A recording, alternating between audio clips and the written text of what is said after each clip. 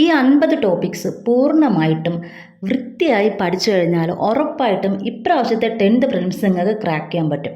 അപ്പോൾ ഇത് ഒരു 10-20 ചോദ്യ പേപ്പറുകളിൽ നിന്ന് മാത്രമല്ല, ഇതുവരെ നടന്ന 2021 മുതൽ 24 വരെയുള്ള ക്വസ്റ്റ്യൻ പേപ്പേഴ്സിൽ നിന്നും ഏറ്റവും കൂടുതൽ തവണ ആവർത്തിച്ചിരിക്കുന്ന ക്വസ്റ്റ്യൻസിന് കൂടുതൽ ഇമ്പോർട്ടൻസ് കൊടുത്ത് അത് പ്രയോറിറ്റി 1 ലിസ്റ്റിലാക്കി, അതിനുശേഷം അതിൽ കുറച്ച് ക്വസ്റ്റ്യൻസ് അതിൽ കുറവ് ചോദിച്ച് ഏതൊക്കെയാണ് അത് പ്രയോറിറ്റി 2 ലിസ്റ്റിലാക്കി, അങ്ങനെ തരം തിരിച്ചെടുത്ത് തയ്യാറാക്കിയ 50 ടോപ്പിക്സാണ്. ഇപ്പോൾ ഞാൻ ഉറപ്പ് തരുന്നു, ഈ ഒരു 50 ടോപ്പിക്സ് ഒരു PSC പഠനത്തിലേക്ക് വരുന്ന ആദ്യമായിട്ട് വരുന്ന ഒരു ഉദ്യോഗാർത്ഥിയാണെങ്കിൽ പോലും ഈ 50 ടോപ്പിക്സ് വൃത്തിയായിട്ട് SCRT ബേസിൽ, അതായത് SCRTയുമായിട്ട് ബന്ധപ്പെടുത്തി ഈ 50 ടോപ്പിക്സ് പഠിച്ചു കഴിഞ്ഞാൽ ഉറപ്പായിട്ടും ഈ 10th പ്രിലിംസ് നിങ്ങൾക്ക് ക്രാക്ക് ചെയ്യാൻ പറ്റുമെന്ന് ഉറപ്പ് തരികയാണ്. ഇപ്പോൾ നിങ്ങളുടെ കയ്യിൽ ഒരുപാട് റാങ്ക് ഫയൽസ് കാണും, അല്ലെങ്കിൽ ഒരുപാട് വേറെ നോട്ടുകൾ കാണും. അപ്പോൾ ഇതെല്ലാം പഠിച്ചിട്ട് അവസാനം ഒന്നും ഓർമ്മയില്ലാത്തൊരവസ്ഥ. അപ്പോൾ ഒരുപാട് പുസ്തകങ്ങളിലോ അല്ലെങ്കിൽ ഒരുപാട് നോട്ടുകളോ അല്ലെങ്കിൽ ആയിരക്കണക്കിന് പേപ്പറുകളൊക്കെ പഠിച്ചു തീർക്കാൻ എനിക്ക് സമയമില്ല, അല്ലെങ്കിൽ പഠിച്ചതെല്ലാം ഞാൻ മറന്നുപോയി, അങ്ങനെയൊക്കെ ആലോചിച്ച് വിഷമിക്കുന്ന ഒരുപാട് പേരുണ്ട്.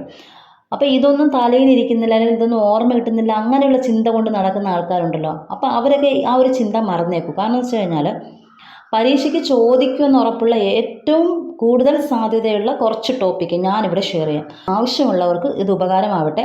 അപ്പം ഞാൻ ഇതിന് മുമ്പ് ഒരു വീഡിയോ ഇട്ടിട്ടുണ്ടായിരുന്നു, 50 ഹോട്ട് ടോപ്പിക്സ് വേണ്ടവർ കമൻറ്റ് ചെയ്യുന്നു. അപ്പോൾ വളരെയധികം കുറച്ച് പേര് കമൻറ്റ് ഇട്ടിരുന്നു ഹോട്ട് ടോപ്പിക്സ് വേണമെന്ന് പറഞ്ഞിട്ട്. അപ്പോൾ അവർക്ക് വേണ്ടിയിട്ടാണ് ഞാൻ ഈ ഹോട്ട് ടോപ്പിക്സ് തയ്യാറാക്കിയത്.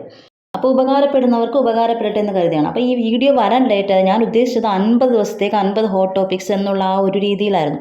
പക്ഷേ ഇപ്പോൾ 2-3 ദിവസം കഴിഞ്ഞു. കാരണം എന്ന് വെച്ച് കഴിഞ്ഞാൽ ഈ 2-3 ദിവസം വീഡിയോ വരാത്തതെന്ന് വെച്ച് കഴിഞ്ഞാൽ ഈ 2 ദിവസം ഞാനിരുന്ന് ഈ ക്വസ്റ്റ്യൻ പേപ്പറെല്ലാം തപ്പിപ്പിടിച്ച് ഏതൊക്കെയാണ് ഏറ്റവും കൂടുതൽ ആവർത്തിച്ച ക്വസ്റ്റ്യൻസ് ഇതൊക്കെ കണ്ടുപിടിച്ചുകൊണ്ടിരിക്കുകയായിരുന്നു. അപ്പോൾ അതിനെനിക്ക് ഈ 2-3 ദിവസം വേണ്ടി വന്നു. നല്ല സമയമെടുത്തു. 2021 മുതൽ 24 വരെയുള്ള ക്വസ്റ്റ്യൻ പേപ്പറാണ് ഇതിൽ ഉൾപ്പെടുത്തിയിരിക്കുന്നത്. ഞാൻ ഉദ്ദേശിച്ചത് 2025-26 ട്രെൻഡിങ് ആയിട്ടുള്ള, അതായത് ഇപ്പം റീസെൻ്റ്ലി എന്താണ് ചോദിക്കുന്നത്, എങ്ങനത്തെ രീതിയിലാണ് PSCയുടെ പോക്കെന്നുള്ള അറിയാൻ പറ്റുന്ന രീതിയിൽ അതിന് സെപ്പറേറ്റ് ആയിട്ടൊരു വീഡിയോ ചെയ്യാമെന്നാണ് ഞാൻ വിചാരിക്കുന്നത്. കാരണം അത് കുറച്ചുകൂടി ട്രെൻഡിങ് ആയിട്ടുള്ള ഹോട്ട് ടോപ്പിക്സ് ആണ്. അപ്പോൾ അത് കുറച്ചും കൂടി നമ്മൾ പ്രത്യേകം എടുത്ത് വീഡിയോ ചെയ്യണമെന്ന് എനിക്കൊരു ആഗ്രഹമുണ്ട്. കാരണം അത് കുറച്ചും കൂടി ഇതിനേക്കാൾ, ഇതിപ്പോൾ 2021 മുതൽ ആ ഒരു പാറ്റേണൊക്കെ മാറി മാറി ഓരോ വർഷം കഴിയുന്തോറും PSCയുടെ ക്വസ്റ്റ്യൻ ചോദിക്കുന്ന പാറ്റേൺ മാറുന്നുണ്ട്. അപ്പോൾ അതുകൊണ്ട് തന്നെ ഇപ്പം ഈ 2025-26 നമ്മൾ പ്രധാനമായിട്ട് നന്നായിട്ട് നോക്കേണ്ട ആവശ്യമുണ്ട്. അപ്പോൾ അറിഞ്ഞൂടാത്തവർക്ക് വേണ്ടിയിട്ട് ഒന്നുകൂടി പറയണം. അതായത് ഒരുപാട് ആൾക്കാർ പുതുതായിട്ട് ഇപ്പോൾ എക്സാം ഈ ഒരു 10th പ്രിലിംസ് എഴുതാൻ വേണ്ടിയിട്ട് ഒരുപാട് ആൾക്കാരുണ്ടായിരിക്കും. അപ്പോൾ അവർക്ക് ചിലപ്പോൾ ഇതെങ്ങനെയാണ് ഇതിൻ്റെ മാർക്ക് ഡിസ്ട്രിബ്യൂഷൻ ഒന്നും അറിയില്ല. അപ്പോൾ അവർക്ക് വേണ്ടിയിട്ട് ജസ്റ്റ് ഒന്ന് പറഞ്ഞിട്ട് പോവാം. GK അതോടൊപ്പം കറണ്ട് അഫേഴ്സ് 60 മാർക്കിന് ചോദിക്കുന്നു. പിന്നെ മാത്സ് 20 മാർക്കിനാണ് ചോദിക്കുന്നത്, സയൻസ് 20 മാർക്കിനാണ്. അപ്പോൾ ഈ മാത്സ് ഹോട്ട് ടോപ്പിക്സിൽ മാത്സ് ഉൾപ്പെടുത്തിയിട്ടില്ല. മാത്സ് അതിൽ പറഞ്ഞിരിക്കുന്ന 20 മാർക്കിൻ്റെ നമ്മൾ പഠിച്ചിരിക്കണം. അതിൽ നിന്ന് നമുക്ക് ഒന്നും മാറ്റാൻ പറ്റുമെന്ന് എനിക്ക് തോന്നുന്നില്ല. ഹോട്ട് ടോപ്പിക്സിലേക്ക് പോവാം. അപ്പോൾ ആദ്യം നമ്മൾ നോക്കുന്നത് കേരള ഹിസ്റ്ററിയാണ്. അപ്പോൾ കേരള ഹിസ്റ്ററിയിൽ ആദ്യം നിങ്ങൾ നോക്കേണ്ടത് തിരുവിതാംകൂറുമായിട്ട് ബന്ധപ്പെട്ടതാണ്. അതിൽ ഒന്നാമത്തേത് മാർത്താണ്ഡവർമ്മയാണ്. അപ്പോൾ മാർത്താണ്ഡവർമ്മയെക്കുറിച്ച് 30 പ്രാവശ്യത്തോളം ക്വസ്റ്റ്യൻ ചോദിച്ചിട്ടുണ്ട്. അടുത്തത് ചിത്തിര തിരുനാൾ 35 പ്രാവശ്യം ചോദിച്ചിട്ടുണ്ട്. സ്വാതി തിരുനാൾ 28 പ്രാവശ്യം.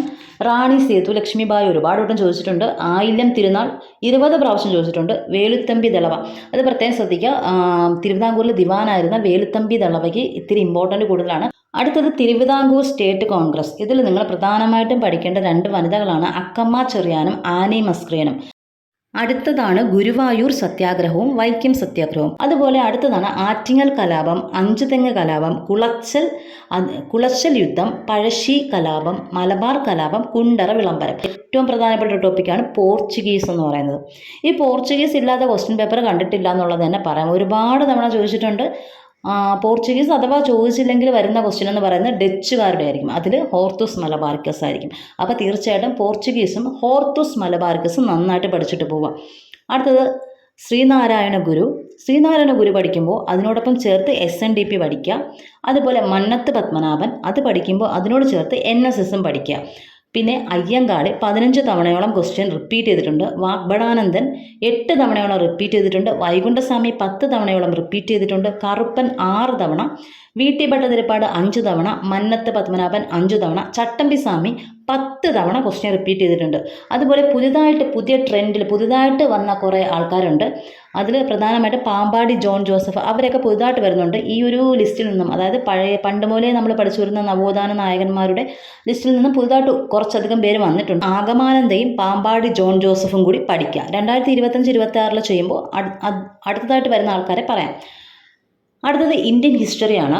ഇന്ത്യൻ ഹിസ്റ്ററിയിൽ ഏറ്റവും ഇമ്പോർട്ടൻ്റ് ആയിട്ടുള്ള, നമ്മളവിടെ പോർച്ചുഗീസുകാരുടെ കാര്യം പറഞ്ഞതുപോലെ ഇന്ത്യൻ ഹിസ്റ്ററിയിൽ ഏറ്റവും ഇമ്പോർട്ടൻ്റ് ആയിട്ടുള്ള ഒരു ടോപ്പിക്കാണ് 1857 വിപ്ലവം. അപ്പം നേതൃത്വം വഹിച്ച സ്ഥലം എവിടെയാണ്, അങ്ങനെയുള്ള രീതിയിലാണ് മാച്ച് ദ ഫോളോയിങ് ഒക്കെ ചോദിക്കുന്നത്. 25 തവണയോളം റിപ്പീറ്റ് ചെയ്തിട്ടുണ്ട്.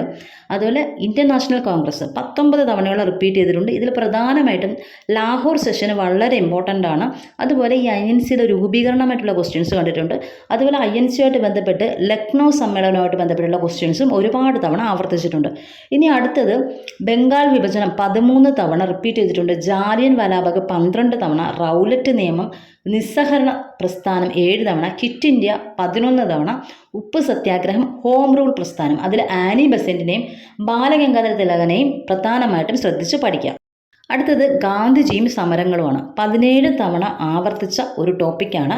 ഇതിൽ ഗാന്ധിജിയുമായിട്ട് ബന്ധപ്പെട്ട സമരങ്ങൾ പ്രധാനമായിട്ടും ചമ്പാരൻ സത്യാഗ്രഹം അതൊക്കെ പഠിക്കുക. ചമ്പാരൻ സമരം, അപ്പോൾ അതൊക്കെ പ്രധാനമായിട്ടും പഠിക്കുക. ഒരു പ്രധാനപ്പെട്ട ടോപ്പിക്കാണ് ആര്യ സമാജം, ബ്രഹ്മസമാജം. അതിൽ രാജാറാം മോഹൻ റായ്ക്കും കൂടെ ഇമ്പോർട്ടൻ്റ് കൊടുത്ത് പഠിക്കുക. വൈസ്രോയിമാർ ആരൊക്കെയാണ് ചോദിച്ചതെന്ന് ചോദിച്ചു കഴിഞ്ഞാൽ, ഒന്നാമത് വാറൻ ഹേസ്റ്റിങ്സ്, പിന്നെ ലിട്ടൺ പ്രഭു, റിപ്പൺ പ്രഭു, Minto second, Chelmsford, Mountbatten. ഇവരിത്രയാണ് മെയിൻ ആൾക്കാർ. ക്വസ്റ്റ്യൻ പേപ്പറിൽ ഏറ്റവും കൂടുതൽ തവണ ആവർത്തിച്ചിട്ടുള്ള വൈസ്രോയി ഇതാണ്. നെക്സ്റ്റ് കേരള ജോഗ്രഫി നോക്കാം. ഇതിൽ പ്രധാനമായിട്ടും എടുത്ത് പഠിക്കേണ്ട ഒരു ടോപ്പിക് എന്ന് പറയുന്നത് നദികളെ കുറിച്ചിട്ടാണ്. കബനി, ഭവാനി, പാമ്പാർ എന്നീ നദികളെക്കുറിച്ച് ഒരുപാട് തവണ റിപ്പീറ്റ് ചെയ്തിട്ടുണ്ട്. ഇത് 24 തവണയോളം ഈ നദിയുമായിട്ട് ബന്ധപ്പെട്ടുള്ള ക്വസ്റ്റ്യൻസ് റിപ്പീറ്റ് ചെയ്ത് വന്നിട്ടുണ്ട്. അടുത്ത അണക്കെട്ട് അല്ലെങ്കിൽ ഡാം, ഇടുക്കി ഡാമിനെ കുറിച്ച് പ്രത്യേകം എടുത്ത് പഠിക്കുക. അതുപോലെ വന്യജീവി സങ്കേതങ്ങളും അതുപോലെ ദേശീയോദ്യാനം, നാഷണൽ പാർക്കും ഒരുപാട് വട്ടം ചോദിച്ചിട്ടുണ്ട്. സൈലന്റ് വാലി ഒരുപാട് വട്ടം റിപ്പീറ്റ് ചെയ്തിട്ടുണ്ട്. മലനിരകൾ, ചുരങ്ങൾ അതൊക്കെ ചോദിച്ചിട്ടുണ്ട്. അതിൽ കൂടുതലും പാലക്കാട് ചുരം ഒരുപാട് തവണ റിപ്പീറ്റ് ചെയ്തിട്ടുണ്ട്. അതുപോലെ തന്നെ കേരളത്തിലെ മണ്ണ്, കാലാവസ്ഥ, മണ്ണിനെ കുറിച്ച് പറയുമ്പോൾ എക്കൽ മണ്ണിൻ്റെ കുറേ ക്വസ്റ്റ്യൻസ് റിപ്പീറ്റ് ചെയ്തിട്ടുണ്ട്. പിന്നെ ജില്ലകളുടെ പ്രത്യേകത, അതുപോലെ കേരളത്തിൻ്റെ വടക്കേ അറ്റത്തുള്ള പഞ്ചായത്ത്, തെക്കേ അറ്റത്തുള്ള പഞ്ചായത്ത്, കടൽ തീരം കുറവുള്ളത്, അതുപോലെ വനം കൂടുതലുള്ളത്, അതൊക്കെ അങ്ങനെയുള്ള ക്വസ്റ്റ്യൻസ് കണ്ടിട്ടുണ്ട്. പിന്നെ മലനാട്, ഇടനാട്, തീരപ്രദേശമായിട്ട് ബന്ധപ്പെട്ട് കുറേ ക്വസ്റ്റ്യൻസ് വരുന്നുണ്ട്. അതിൽ മലനാടിനെ എടുത്ത് പറയുകയാണെങ്കിൽ അത് എത്ര ശതമാനമാണെന്നുള്ള രീതിയിലുള്ള ക്വസ്റ്റ്യൻസ് കണ്ടിട്ടുണ്ട്. നെക്സ്റ്റ് ഇന്ത്യൻ ജോഗ്രഫിയിലേക്ക് പോകാം. കേരള ജോഗ്രഫിയിൽ പറഞ്ഞതുപോലെ തന്നെ നദിക്ക് വളരെയധികം ഇമ്പോർട്ടൻസ് ആണ് ഇവിടെ ഉള്ളത്. സിന്ധു, ഗംഗ, ബ്രഹ്മപുത്ര നന്നായിട്ട് പഠിച്ചിട്ടേ പോകാൻ പാടുള്ളൂ. അതുപോലെ പ്രധാനമായിട്ടും ഇതിൻ്റെ അതിർത്തികൾ, അയൽ രാജ്യങ്ങൾ, വലിയ അയൽ രാജ്യം ഏതാണ്, ഏറ്റവും ചെറുത് ഏതാണ്, അങ്ങനെയുള്ള അയൽ രാജ്യങ്ങളോട് ബന്ധപ്പെട്ടുള്ള സവിശേഷതകൾ പഠിക്കുക. അതുപോലെ തന്നെ അതിർത്തികൾ പഠിക്കുക. അതുപോലെ ജലപാതകൾ, ഹിമാലയത്തിൻ്റെ ക്ലാസിഫിക്കേഷൻ 2 രീതിയിൽ വരുന്നുണ്ട്. അത് ഹിമാദ്രി, സിവാലിക്, അതുപോലെ തന്നെ പഞ്ചാബ്, ഹിമാലയം, അങ്ങനത്തെ രീതിയിൽ ആ 2 രീതിയിലുള്ള ക്ലാസിഫിക്കേഷൻ പഠിക്കുക. ദേശീയോദ്യാനം, വന്യജീവി സങ്കേതം, അങ്ങനെയുള്ള ക്വസ്റ്റ്യൻസ് റിപ്പീറ്റ് ചെയ്തിട്ടുണ്ട്. കാറ്റിൽ പ്രധാനമായിട്ട് നമ്മൾ വാണിജ്യവാദം അങ്ങനെയൊക്കെ പഠിക്കാറുണ്ട്. അതിൽ പ്രാദേശിക വാദത്തിൽ മാംഗോ ഷവർ, അതുപോലെ തന്നെ കൽബൈശാഖി, ലൂ, അത് പ്രധാനമായിട്ട് പഠിക്കുക. പിന്നെ ഓരോ പ്രതിഭാസങ്ങൾ, എൽ നിനോ, ഖനി, ഊർജം, അങ്ങനെ പഠിക്കുക. അടുത്തത് കോൺസ്റ്റിറ്റ്യൂഷനാണ്. പഠിച്ചു കഴിഞ്ഞാൽ തീർച്ചയായിട്ടും ഫുൾ മാർക്ക് സ്കോർ ചെയ്യാൻ പറ്റും. ഇതിൽ ഏറ്റവും കൂടുതൽ റിപ്പീറ്റ് ചെയ്ത് ഫണ്ടമെൻ്റൽ റൈറ്റ് അല്ലെങ്കിൽ മൗലികാവകാശമാണ്. 28 തവണയോളം റിപ്പീറ്റ് ചെയ്തിട്ടുണ്ട്. ഇത് ഒരു ക്വസ്റ്റ്യൻ പേപ്പറിൽ ഒന്നിലധികം ക്വസ്റ്റ്യൻസ് ഈ ഫണ്ടമെൻ്റൽ റൈറ്റുമായിട്ട് ചോദിക്കാറുണ്ട്. പ്രധാനമായിട്ടും ചില ആർട്ടിക്കിൾ 21A, അതുപോലെ തന്നെ റിട്ടുകൾ, അതുപോലെ untouchability article 17, equality before law, ഇങ്ങനെയുള്ള ക്വസ്റ്റ്യൻസ് ഈ ഒരു ആർട്ടിക്കിൾസ് റിപ്പീറ്റ് ചെയ്ത് വരുന്നുണ്ട്.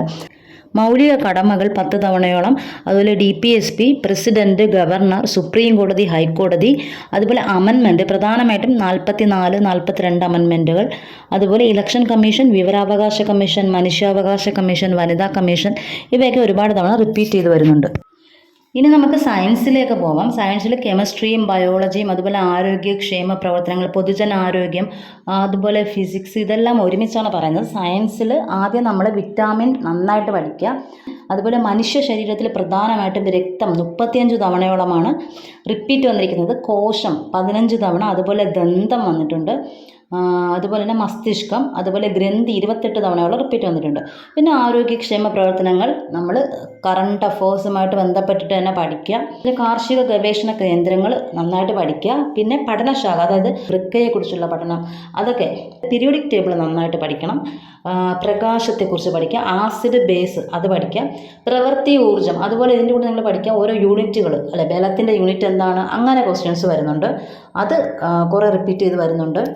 പിന്നെ ബലത്തെക്കുറിച്ച് പഠിക്കുമ്പോൾ കർശന ബലത്തിന് കുറച്ച് ഇമ്പോർട്ടൻസ് കൊടുത്ത് പഠിക്കാം. പിന്നെ അടുത്തത് അയിരുകൾ, ലോഹങ്ങൾ, ഇതൊക്കെയാണ്. അപ്പം ഇത് ഇരുമ്പിൻ്റെ അയിര് ഏതാണ്, അങ്ങനെയൊക്കെ ചോദിച്ചിട്ടുള്ള കുറേ ക്വസ്റ്റ്യൻസ് കണ്ടിട്ടുണ്ട്. അതൊക്കെ ഈസി ആയിട്ട് സ്കോർ ചെയ്യാൻ പറ്റുന്ന ക്വസ്റ്റ്യൻസ് ആണ്. അപ്പോൾ അതങ്ങ് കാണാതെ, ജസ്റ്റ് കാണാതെയെങ്കിലും പഠിച്ച് വയ്ക്കുക എന്നുള്ളതാണ്. അതുപോലെ രാസനാമങ്ങൾ, അപ്പോൾ അതും കുറേ കാണാതെ പഠിച്ച് വെക്കേണ്ട കാര്യങ്ങളാണ്. ചിലവർക്ക് പ്രത്യേകിച്ച് സയൻസ് ബാക്ക്ഗ്രൗണ്ട് ഇല്ലാത്തവർക്ക് ഇത് കാണാതെ പഠിക്കുക എന്നുള്ള നിവൃത്തി മാത്രമേ ഉള്ളൂ. അത് കാണാതെ തന്നെ അങ്ങ് പഠിച്ച് വെക്കുക. അത് കൂടുതലും പ്രീവിയസ് ക്വസ്റ്റ്യൻസിൽ ചോദിച്ചിരിക്കുന്നത് ആദ്യം പഠിച്ചു തീർക്കുക. ഇത്രയാണ് പ്രധാനപ്പെട്ട ടോപ്പിക്സ്. പക്ഷേ നമ്മൾ 50 ടോപ്പിക്സ് ആയിട്ടില്ല, ഇനി 3 ഉണ്ട്. അത് ഞാൻ കറണ്ട് അഫയേഴ്സിലാണ് ഉൾപ്പെടുത്തിയിരിക്കുന്നത്. Ezhuthachan award, Vayalar award, JC Daniel പുരസ്കാരം, അതുപോലെ ഇപ്പം കേരളത്തിൻ്റെ പുതിയ അവാർഡിൽ വന്നിട്ടുള്ള കേരള പ്രഭാസഭ, ലോകസഭ, അതുപോലെ തന്നെ സുപ്രീം കോടതി, നീതി ആയോഗ്, UNO, അവിടേക്കുള്ള നിയമനങ്ങൾ അത് നന്നായിട്ട് നോക്കുക. അതുപോലെ ഒളിമ്പിക്സിലെ ഇന്ത്യൻ സാന്നിധ്യം അത് നന്നായിട്ട് നോക്കുക. ഒളിമ്പിക്സും ഏഷ്യൻ ഗെയിംസും വേദികളൊക്കെ നന്നായിട്ട് പഠിക്കുക. അപ്പോൾ ഞാൻ കണ്ട ക്വസ്റ്റ്യൻ പേപ്പേഴ്സിൽ റിപ്പീറ്റ് ആയിട്ടുള്ള ടോപ്പിക്സാണ് ഇവിടെ പറഞ്ഞത്.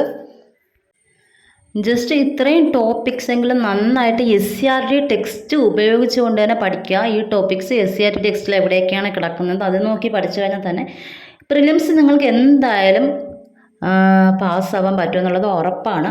Thank you so much for watching.